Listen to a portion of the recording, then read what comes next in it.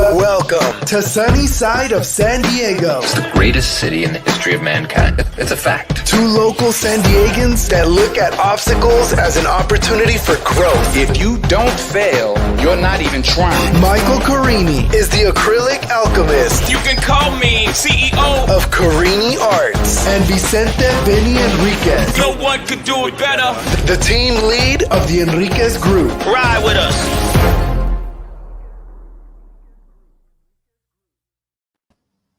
Hi, you sunny side of San Diego listeners. Today, we want to go over the idea of being a small business in San Diego. We're both small businesses. Carini Art runs it, getting his product out there, and then I run a real estate team in San Diego. So we can both classify as small businesses in San Diego. Yeah, thankfully so, and feel lucky to be able to do so. I'm so glad to do this. For so long, I was taking the wrong path, really, by working for someone else, put money in their pocket, when I had my own ideas, my own things I wanted to do. And I realized that one of the reasons I was so unhappy was that I wasn't doing the thing that I wanted to do, and it forced me to take a chance, go out on a limb, and start my own business. Yeah, and that's been positive for you. I remember when you first started talking about it, this was probably, a year ago, right? I think it was more than a year ago. But even before that, I was running a business. Before that, I was just running it in a different way. And that's one of the lessons of running a small business. Well, I mean, when you took the dive, because you were doing kind of a part-time, you had your kind of almost parachute, right? Where you were. That was middle 2019. That was June 2019. So it's been almost 2 years. Oh, wow. Okay. Yeah. I mean, I remember because we've been doing the podcast for about 2 years, right? Because we talked about that, didn't we? We started shortly after that, yeah. Yeah, because I remember you talking about taking the dive and jumping into it and getting rid of it. It was like one of the best decisions you made. Oh, absolutely. And I wish I had done it sooner, but I'm thankful that I did when I did. Yeah, I mean, I think being a small business anywhere is difficult. I mean, if you have employees underneath you, if you don't have employees, everything you put out there is basically intertwined with your business. So if you, like, for yourself, I mean, you put a lot of stuff out there, even working out and kind of your lifestyle, and that incorporates in your business. You have followers that buy your art that also kind of look at your feeds for that kind of stuff. They want to know who you are and what they're buying, right? Yeah, I'm kind of in a weird area, though, because whereas you're in real estate and there's an expectation for what somebody that's a realtor does, there's also an expectation for what an artist does. And then there's also an expectation that an artist is going to sort of break any traditional or conventional thoughts on who they are. And I like to say that my art is my life and my life is my art. So I generally do show a lot of that behind the scenes, who you are type of thing, which I don't think a lot of businesses can get away with.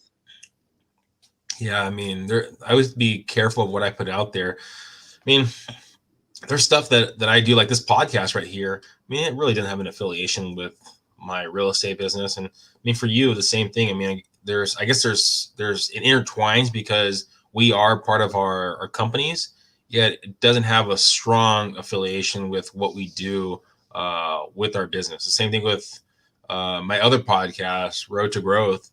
I mean, again, there's intertwines a little bit because, I'm the host, yet it's no strong correlation to the real estate business. And so it's always kind of finding a way of providing who you are, yet not constantly selling what you do. I agree with that. And I think that that's one of the things that's been tough for me, because when business is slow, what you immediately think is, I got to get more sales. And then sometimes you start being too sales pitchy and people don't like that.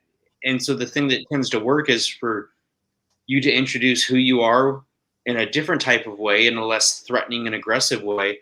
And it sort of pulls people on board. It's an interesting thing. There's a lot of psychology to it. Yeah. I mean, it's a difficult balance. Yes, it's definitely a difficult balance trying to figure out, because like you said, when you're in those moments where you're maybe not getting the sales, not getting the closes, you're like, I got to sell more. Then you have to remind yourself, I've put together a game plan of who I am or what I do, and I have to be faithful to that game plan. Because if I start trying to sell everything and anything, people are not going to feel it's authentic to me. And it's a long game too. You'll have those lulls in those periods where things aren't really working. And even right before we came on, I was looking at my analytics and I was thinking, why are my numbers going down? But sometimes it's just your Google ranking and you're just not being seen quite as much. Sometimes you're doing something that's a little more interesting in the field that I'm in.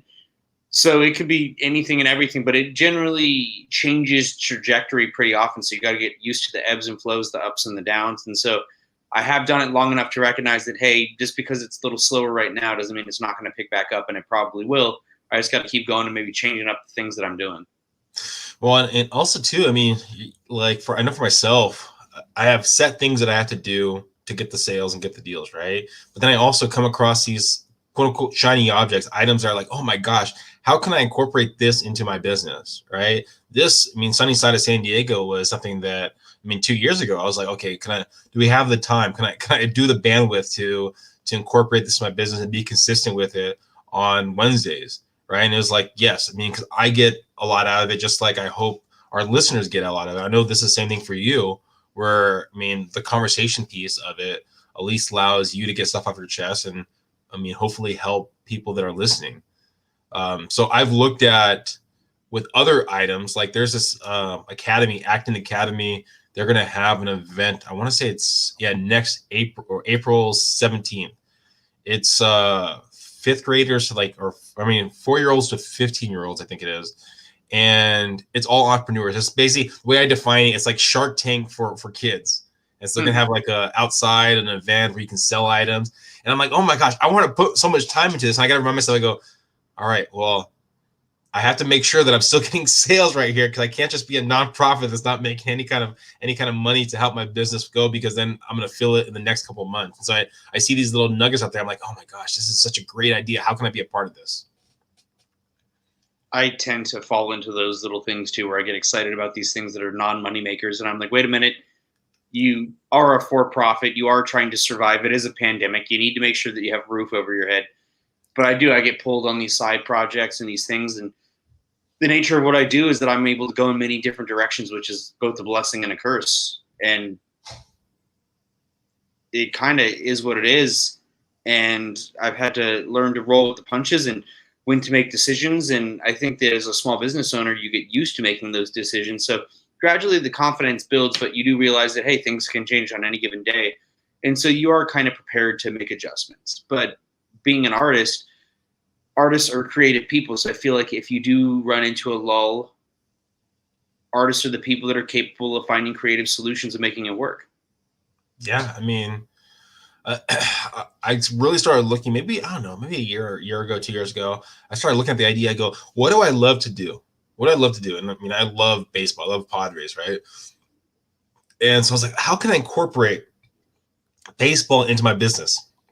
What can I do to have this enjoyment on my daily basis and have real estate involved with it, so it can be some kind of sales off it too? And I mean, I know for you, for the artist, I think people purchase off of the emotion of looking at the art.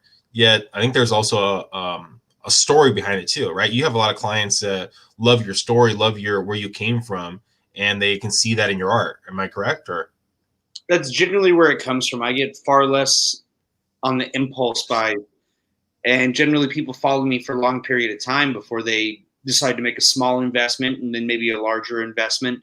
So yeah, it's really a long game for me, and it poses a different type of obstacle when you're trying to put food on your table right now. So it's been a game of learning to fill in the gaps and get some small stuff to subsidize things while you're also maintaining a vision of the bigger picture. Well, and because you're so prevalent on social media, you're able to leverage social media to, I think, make a lot of your clientele feel like important, like they're almost talking to them, and maybe you'll comment on their things, and it's a little bit of interaction. And that's something that, I mean, I've struggled with it more in the past, and I think I'm getting better and better at it. I've been lucky enough, and my team has been lucky enough to help, over 200 families buy and sell real estate in San Diego. if not more, and staying in contact with those different families and different people, because during the real estate transaction, we're talking to them almost on a daily basis. And then after the fact, it's like, okay, how often are we talking to them? Are we talking to them in a week, a month? And it starts kind of compiling over time. And so leveraging social media, leveraging those platforms like you do on such a high level, something that I really strive for, because I feel bad sometimes when there's people I'm like, oh my gosh, I haven't talked to that person for a couple months. I want to make sure that everything's going well with them, right? Because there's a subconscious factor into it that if I'm talking to them on a daily basis, or my team's talking to them on a daily basis, and then we're not talking to them after the transaction for a month or so, it's like, well, what happened? Did they just use me for the sale? That make sense? It does, but it's interesting that you say that, because I deal with that a lot too. We're leading up to somebody acquiring a piece or somebody being interested in a piece, or be a lot of conversation back and forth. And then they'll acquire the piece, and then there's less communication until they probably come back around for another piece. And I've had the same type of feeling of, oh, do they feel like I just use them for this? But no, I mean, we're talking about that, we're interacting with that, and then once that's done, we have to move along and focus on what's next, because this is what we do. But it's been a question in the back of my mind too, because I kind of feel the same way of, oh, shouldn't I be checking up on people? But there's only so much time in a day. We can't check up on everybody, especially as the numbers start to get bigger and bigger. And so learning to let go of that while giving them the best communication and relationship possible during the course of that interaction and transaction, I think that that's what's the key. Yeah, I mean, I think I agree. I think during the transaction, and then also, I mean, trying to find ways to feel like they're still involved. Like I'll do like Popeyes where, I'll reach out to past clients, and if they want, like, we'll drop off like a pie or some kind of item, have get-togethers with everything going on, have less of that, and then really try to be active on social media, have information so they at least feel like, how like celebrities, right? You'll see like their videos and you start thinking like, oh my gosh, I know who that person is. And that's kind of almost a sense you kind of have to give a little bit, is where you're constantly providing information of value, so that they feel like at least they're there, but also making those warm touches, I guess, more frequently, that don't take away from your current sales. Yeah, and that repetition of letting people know that you're still there. But that battle for content is such a struggle, because it's one that I deal with, where you feel the need to post every single day, but obviously you're not going to have something of equal value to share every single day.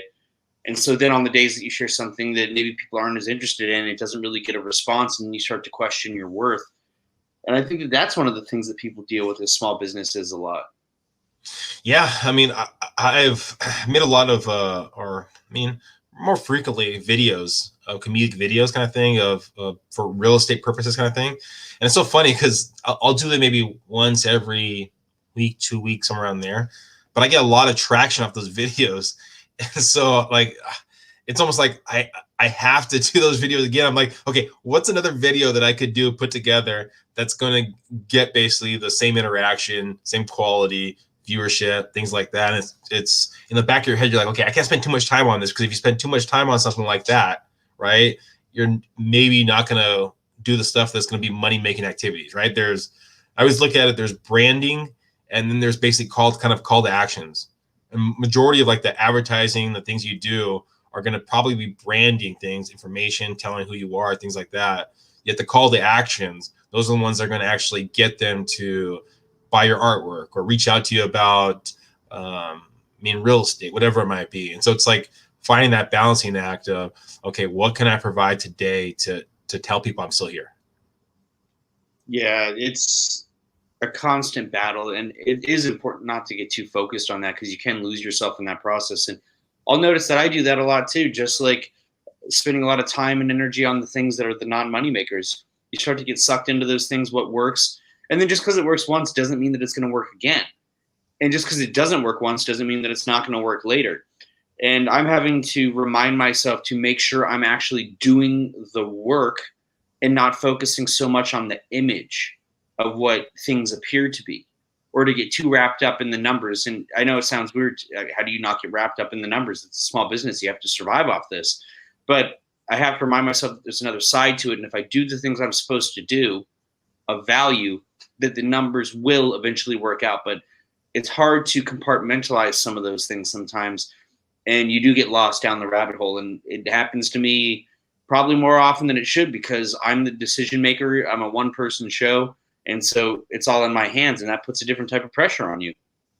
Yeah, I mean, and you really have to have these kind of conversations with like-minded individuals. I have a buddy that started a football program, Brady Performance, and we were having conversations because I've really looked into like Google My Business and those kind of platforms. Okay, yeah, and so I pressed him. I was like, "You have to do it." And he's like, "Nah." So I just put some stuff up there, and he actually reached out to me a couple days ago. And he's like, "Hey, man, I actually got some closes off of Google My Business." And I was like, "Yeah, there we go, man. I told you." And so it's finding like the different nuggets you can get from other people and trying those different avenues and being open to taking on those nuggets from other people to see how you can best leverage yourself and your time. And people have to be able to find you. So things like Google My Business are huge because it drives a lot of traffic. And it takes a long time for those things to kick in for search engine optimization. It took 6 months before people were really trafficking to my website. And I'll still see these ebbs and flows where I'll be getting so many people for a period of time, and then it'll drop down to a lower tier. And I'm wondering, like, am I doing something different? Am I doing something wrong? And it's kind of just the algorithms and different things sorting themselves out. And I have to remind myself not to equate my value or the quality of what I'm doing with those specific numbers. Because the truth is you could have 1 million people that look at your stuff, but if none of them are buying, is it really helping you? If you only have 10 people following you, you're thinking, hey, this isn't a lot of people following me. But if 3 of those 10 are buying stuff, that's better than 1 or 0 of those 1 million people. Yeah, I mean, it becomes definitely a balancing act of knowing, okay, how am I going to am I getting enough views on it? Am I getting enough interactions off it? Do I have enough raving fans? And yeah, I mean, I think any small business is constantly weighing that out of how can I get in front of more people, and how can the people that I am in front of, how can I make sure that they're raving fans? And for me in particular, I'm in a niche market. I sell art, but I sell art that is of a very specific and unique style, and it's not for everybody. Not everybody wants to wrap their head around it. Whereas you being a realtor, you're dealing with something that everybody needs. Everybody needs a home. So it's interesting. We're both in very saturated markets. There's a lot of realtors out there. There's a lot of artists out there. And there's also levels, just like there's different levels of artists. There's people that just pick up a brush once in a while and paint something, create something. People that created something 20 years ago but still like to think of themselves as artists, which I fully embrace and welcome. But there's a difference between that level and somebody that does it full-time, makes a living off of it. Just like there's people that just get their real estate license and are putting themselves out there versus somebody that's been doing it for a hot minute. Well, yeah, I mean, when you're talking about that, I just thought about it. I was like, sometimes it can get under my skin a little bit, right? If someone maybe's had their license for a while but never really practiced, right? Yeah. And so they don't really know what's going on, and they basically use that. Oh, hey, I've been in the business for X amount of time, but they've never sold a transaction, right? And really confident about it. If I was an artist, I think I might feel like the same that I feel there. With, if, like, you know how you've seen those ones where they have put paint on the dog's hoofs or something like that, or feet, and they walk on a canvas and they sell that product, and I'd be like, wow, I mean, I spent so much time, so much effort, so much thought behind this, and they just basically put some paint on the paws and is now selling it for a similar price than I'm selling my product for.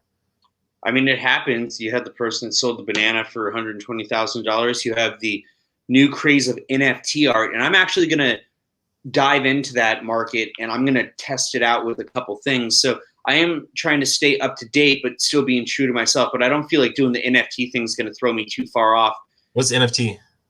Non-fungible token art. So it's art. it's kind of like the concept of Bitcoin. They don't actually get a tangible physical product. It's like I give them a file of something and they own that. So it's an opportunity for people to do digital art. So I'm going to digitally repaint some of my pieces and make them available as NFT art. And some people have said that it's gimmicky and it's a show and that it's a shit show, but it's kind of the thing right now. Just like people got into Bitcoin, people are getting very into this. There was a piece that sold for $69 million, a piece that somebody never gets to physically have. So do they, I mean, they have that artwork. Do they print it out or do they just keep it on file or how does that work? I think that that's somewhat in the terms, but generally speaking, no, they basically just get a file. It's like somebody, the owner of Twitter, I believe, recently was doing a bidding war on the first tweet. And at the last time I checked, it was up to like $2.1 million just for the first tweet, like a copy of the first tweet. To say to say that they essentially owned that first tweet. Wow. Man, some people have way too much money. Yeah. Hey, if they want to spend it, I'm happy to give them something that they can spend it on. And I feel like other things that you could spend it on, supporting an artist and art, because digital art is definitely a very real thing. And for a long time, it has been something difficult for artists to make money off of. So I think that it's a unique opportunity. So I'm going to do a very limited collection or series. Probably like I'll start off with like 3 pieces. And we'll see if it works. And if it doesn't work, well, hey, at least I can know that I tried. But if it works, I mean, wow, okay. But the thing is, so if somebody's spending a bunch of money on that, though, and starts buying a bunch of that from me, it does make you question that other stuff you're doing, going back to your original question, because I do have some super complex, intricate, detailed projects. And sometimes those don't sell. Sometimes those don't get a lot of interest. And then I'll do something like a little scribble or the smallest thing, and it'll get thousands of likes, and I'm like, what's the deal here? I'm looking at these and objectively speaking, this is so much better than this, but this is getting a response. Why is this getting a response when this is so much better and of so much more value? And it's the world that we live in. It's an interesting game. Yeah, I mean, that's something that I learned a long time in real estate. I mean, there's been some properties I've looked at and I go, oh my gosh, this great property is fantastic. And with the client, they're not really feeling it. I'm just like, okay. And then you go to other properties with the same client and you're like, oh, this property is rough. I mean, oh my gosh. And they're like, I love it. And you're just like, oh, well, I mean, I have to remember that it's not my choice, it's their choice. And I have to be able to adapt to the person I'm working with. And that's something that, I mean, it took me a long time to figure out. And it's your audience. I mean, you have to understand your audience and be willing to adapt to a certain level. You can't give away who you are. I mean, if they're buying, a really rough house, you have to kind of at least give some kind of feedback off it. But man, it's in the end, it's their decision. Or you have to understand that you don't understand your audience. Because I run into the same thing where I'll finish a painting and I'll be like, this, objectively and subjectively speaking, is a good painting. And people may not be interested in it. And then another painting, I'll be like, this is definitely not my best work. And somebody's like, oh my God, I love it. That is the piece for me. And I'm thinking, wow, this is really an interesting lesson. There's something for everybody. And just because you feel a certain way about something doesn't mean somebody else will too. It is very interesting. So you have to portray and project that value and that confidence to a degree to operate, and sometimes just take a step forward and go, hey, even though this isn't my favorite thing, it's going to be a thing for somebody. It's all about taking chances, I think, and confidence and believing in yourself. And sometimes I don't, but sometimes you have to fake it till you make it. Sometimes you have to project it. And I think that I also, as an artist, get away with things like sometimes admitting, hey, this is how I really feel, because I don't think there's a lot of that out there anymore. So I do get away with things that I think you couldn't do in other industries and other businesses, which is a cool thing. Anything this year, and I mean, again, we're both in San Diego. We've grown up majority of our life. I was born in San Diego, so I want to bring it back to kind of San Diego. Any San Diego events or any San Diego plans for your business? I know Kaboom, right? Or I'm saying it right? Kaboom, Kaboo, right? Kaboo. That was something that you were doing really well off of a couple years back, and that shut down last year. Is it in plans this year to go back on, or no? I'm sure it's most likely not, from what I've heard. And I've shifted to a predominantly produce-on-demand e-commerce site the world's forced me to change, and I haven't been doing shows. I had somebody message me yesterday asking about collaborating or when I'm going to do shows again. And I said, well, I'm basically producing things on demand to minimize overhead and for safety protocols. And I'm not really doing a lot of shows. And the truth is that shows involve a lot of time and money. And so when I can just keep things in my home and sell from home, my overhead's minimized. But I do miss crowds. I do miss people being able to interact and see my work in person because it is a different experience. So I do have to find unique ways to get my work seen beyond, I think, social media. I think I do have to start moving into or putting some of what I have into other pools. And I've got a lot of things in mind. One of the things that I've had in mind that I've tried at one point was getting my work in more homes where the homes are for sale. And if the home sells, the art goes with the home as part of the transaction. That's the thing. I tried that with the gallery in the past for a home in Coronado, really nice home. It happened that one didn't work out, but if it had, that would have been a win-win and a cool opportunity. So I'm always on the lookout for new ways to make things work. Yeah, man, it's a great avenue right there. Yeah, I mean, I looked into the events, and I was doing events before, and I've done them in the past where I've done like booths and things like that. And I mean, I agree with you. I mean, it can be the setup. It's a whole way of doing business and doing the cold calling, doing the face-to-face stuff. It's a different ballpark. I mean, I have a couple of trips that I'm planning to do this year. And my goal in those trips is to meet out of area realtors and kind of interact with them and kind of tell them why San Diego's so great and try to earn their referral business. So, I mean, looking at things like that, but I don't think this year I'm going to do any booths. I might partner up with Brady Performance in some kind of like nonprofit kind of thing. But besides that, yeah, that's probably going to be held off till next year, I think.